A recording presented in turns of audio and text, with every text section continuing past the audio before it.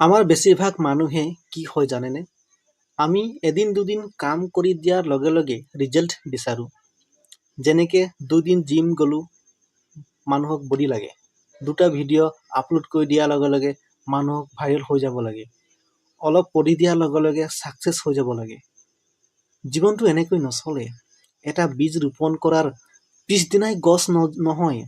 ডাঙৰ কিবা এটা হ'বলৈ সময় লাগে। ছাকচেছৰ আচল নাম হৈছে কনচিষ্টেঞ্চি। প্ৰতিদিন অলপ অলপকৈ কাম কৰি থকা। কিয়নো বাহানা নেদেখে। মন নাথাকিলেও আগবাঢ়ি যোৱা। কাৰণ লাহে লাহে চলা মানুহজনো জিকি যায়, যদি তেওঁ ৰৈ নাথাকে। আজি তোমাৰ পৰিশ্ৰম দেখা নাপাবও পাৰে, কিন্তু এটা ৰিজাল্ট নিশ্চয় দেখা পাব। মনত ৰাখিব, ইনষ্টেণ্ট ৰিজাল্ট নহয়, ডেইলি ইফৰ্টৰ পৰাই জীৱন সলনি কৰে।